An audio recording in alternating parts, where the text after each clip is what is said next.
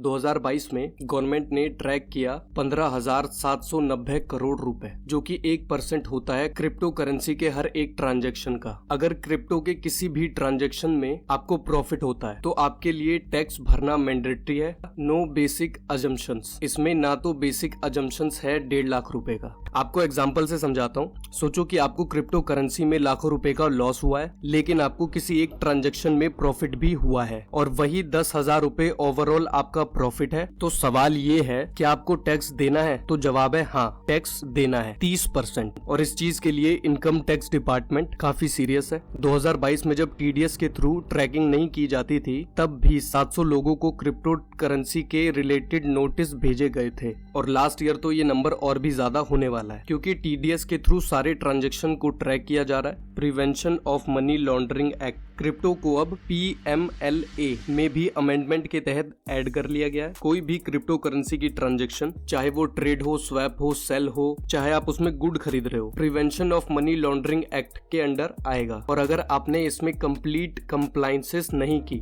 तो आपके ऊपर हैवी पेनल्टी और एक्शंस लिए जाएंगे। तो अगर आप बिगिनर हैं और क्रिप्टो करेंसी में पैसा इन्वेस्ट कर रहे हो या फिर करने की सोच रहे हो, तो ये वीडियो काफी इंपॉर्टेंट होने वाली है, क्योंकि इस एक ही वीडियो को देखने के बाद आप क्रिप्टो करेंसी के सारे टैक्स के बारे में समझ पाएंगे। Crypto versus VDA। तो जैसा कि आपको पता ही होगा कि क्रिप्टो और गवर्नमेंट की हमेशा से ही अनबन रही है। RBI ये नोटिफिकेशन लेकर आई थी कि क्रिप्टो करेंसी में इन्वेस्ट नहीं करना चाहिए, क्योंकि ये सेफ नहीं है। उससे पहले 6 अप्रैल 2018 को RBI ने एक रूल निकाला था, जिसमें बैंकों को क्रिप्टो ट्रांजैक्शन करने के लिए रोक लगा दी थी। बाद में सुप्रीम कोर्ट में ये डिसीजन ओवरटर्न हुई और फाइनली 2022 के बजट में सारे रूल्स एंड रेगुलेशन जो क्रिप्टो करेंसी के लिए था, और क्रिप्टो करेंसी को लेकर गवर्नमेंट ने एक बहुत बड़ी बात बोली कि क्रिप्टो कोई करेंसी नहीं है, क्योंकि करेंसी सिर्फ सेंट्रल बैंक ही इशू कर सकती है। और सारे क्रिप्टो, NFT एटसेट्रा को term the virtual digital asset VDA tax calculation. अब क्योंकि ये एक एसेट, इसकी सेलिंग, ट्रेडिंग, स्वैपिंग या फिर इसके एजेंट्स को गुड्स परचेज करने से जो गेन होता है, उसको बोला गया है कैपिटल गेन।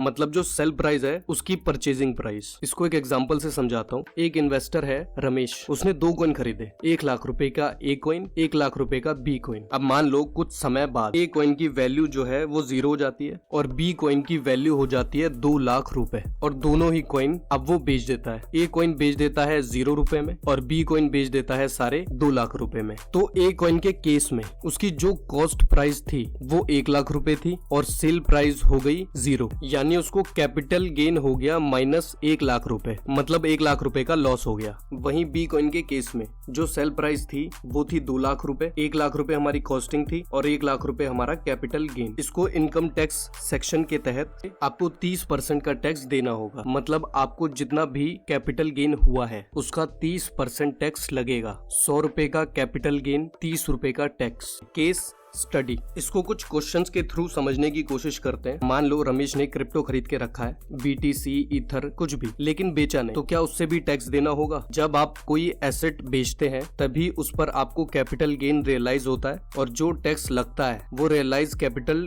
गेन पे ही लगता है। अगर आप उसको होल्ड करके रखे हुए हैं तो उस पे कोई टैक्स नहीं देना। दूसरा सवाल, मान लो जो रमेश है उसकी टोटल इनकम 2.5 लाख रुपए से कम है। 1 लाख रुपए, 1.5 लाख रुपए वो सैलरी से कमाता है और उसकी कोई 20 से 25 हजार रुपए की इनकम है क्रिप्टो से। तो क्या इस केस में भी उसको टैक्स देना होगा, या जो 1.5 लाख रुपए की जो अजम्पशन है उसे मिल जाएगी? तो आंसर है नहीं। 1.5 लाख रुपए की अजम्पशन उसको क्रिप्टो वाले ट्रांजेक्शन पे नहीं मिलेगी। जो भी क्रिप्टो से उसकी इनकम हुई है, मान लो कि 20,000 रुपए ही उसको कैपिटल गेन हुआ है, उस 20,000 रुपए पे 30% का टैक्स जरूर भरना है। अब तीसरा सवाल, ये बड़ा इंटरेस्टिंग है। जैसा कि मैंने सबसे पहले एग्जांपल में आपको समझाया था, रमेश को B कॉइन और A कॉइन में से A कॉइन में तो लॉस हो गया और B कॉइन में उसको प्रॉफिट हुआ है। लेकिन जब आप ओवरऑल देखोगे तो उसने 2 लाख रुपए लगाए थे और अभी उस पे 2 लाख रुपए ही है। No loss no profit. तो क्या ऐसी सिचुएशन में भी उसको टैक्स देना है? तो आंसर है हाँ, टैक्स देना है। इनकम टैक्स एक्ट ये कहता है क्रिप्टो से जुड़े हुए कोई भी लॉस को आप ऑफसेट नहीं कर सकते। मतलब जो B कॉइन पे उसको 1 लाख रुपए का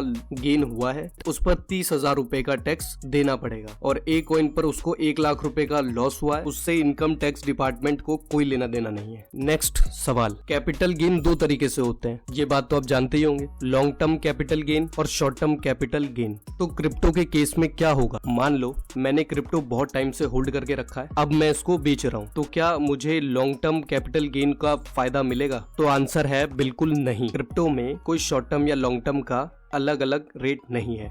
कैसे भी आपको कैपिटल गेन हो, टैक्स आपको 30% रेट पे ही लगेगा। अब जो समझदार लोग हैं वो ये बोलेंगे कि मैंने बेचा नहीं है, INR के अगेंस्ट मैंने उसको स्वैप करवा लिया। मान लो मेरे पास BTC था, मैंने उसको ईथर में कन्वर्ट करवा लिया, मेरे पास तो कोई पैसा आया नहीं, तो इस केस में भी टैक्स देना होगा? तो आंसर है बड़ा वाला हाँ। अगर आप अपनी क्रिप्टो स्वैप कर रहे हो, एक करेंसी से दूसरे करेंसी में कन्वर्ट कर रहे हो, कि आपने अपनी BTC को पहले INR में बदला, फिर उस INR से ईथर खरीदा, तो इस केस में आपको जो भी कैपिटल गेन हो रहा है उस BTC के सेल पर, वो आपको रियलाइज्ड हो चुका है और उस पर आपको टैक्स देना होगा। मतलब आपने कोई ट्रेड करी है क्रिप्टो से, क्रिप्टो स्वैप किया है, क्रिप्टो से कुछ परचेज किया है, इन सारे ही केस में आपको जितना भी कैपिटल गेन होता है उस पर आपको 30% देना है। उसके अलावा कोई अजम्पशन के फायदे आपको नहीं मिलेंगे। मतलब आपको क्रिप्टो में थोड़ा भी कैपिटल गेन है तो टैक्स लायबिलिटी बनती है। अब ये बात तो हो गई ट्रेडिंग की, लेकिन अगर मुझे कहीं से क्रिप्टो मिलता है, पैसे देकर नहीं, उसके अलावा कैसे मिल सकता है? गिफ्ट के थ्रू, सैलरी के थ्रू, सर्विसेज के थ्रू, माइनिंग के थ्रू, स्टैकिंग के थ्रू, एयर ड्रॉप्स के थ्रू, NFT के थ्रू, तो इन तरीकों से हमारे पास क्रिप्टो आ सकता है। तो इन सारे केस में हमें किसी तरीके का टैक्स देना है। तो सबसे पहले बात कर लेते हैं गिफ्ट की। गिफ्ट के केस में एक सिंपल सा अजम्पशन है, अगर आप गिफ्ट ले रहे हैं अपने नॉन ब्लड रिलेटिव से, पहले 50,000 रुपए पर आपको कोई टैक्स नहीं देना। मतलब रमेश ने सुरेश से 50,000 रुपए ले लिया क्रिप्टो में गिफ्ट, तो उसमें टैक्स नहीं देना है। लेकिन 50,000 रुपए से ज्यादा कुछ भी अमाउंट लिया उस पर रमेश को टैक्स देना होगा। लेकिन इन केस ब्लड रिलेटिव आपके पेरेंट्स से क्रिप्टो मिलता है तो उस पर कोई लिमिट नहीं है। बाकी कोई भी salary, professional income, additional crypto की इनकम हुई है वो सारे टैक्सेबल है। अब इन पर कितने रेट से टैक्स लगेगा, तो उस पर भी 30% का ही टैक्स देना है। मतलब मान लो आपको 1 लाख रुपए का क्रिप्टो गिफ्ट रिसीव हुआ है तो उस पर 50,000 रुपए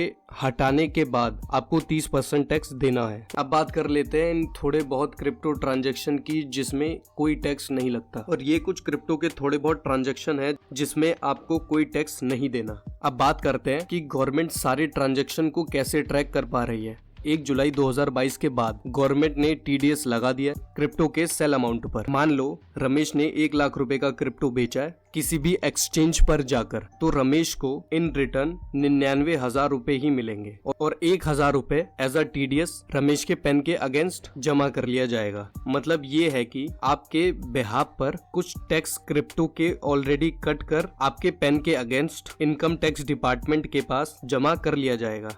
तो अगर आप ओवरऑल लॉस में हो और किसी भी ट्रांजैक्शन में आपको प्रॉफिट हुआ ही नहीं है, क्योंकि TDS लॉस वाले ट्रांजैक्शन में भी कटता है, तो आप अगर अपना रिटर्न फाइल करते हैं तो इस अमाउंट का आपको रिफंड भी मिल सकता है। तो क्रिप्टो पर आपको TDS समझ आ गया, क्रिप्टो पे आपको टैक्स समझ में आ गया। और अगर आप फॉरेक्स ट्रेडिंग करना चाहते हैं या फॉरेक्स ट्रेडिंग के बारे में जानना चाहते हैं तो इसी तरीके की मैंने एक और वीडियो फॉरेक्स ट्रेडिंग के ऊपर डिटेल में बनाई हुई है, आप उसको भी देख सकते हैं।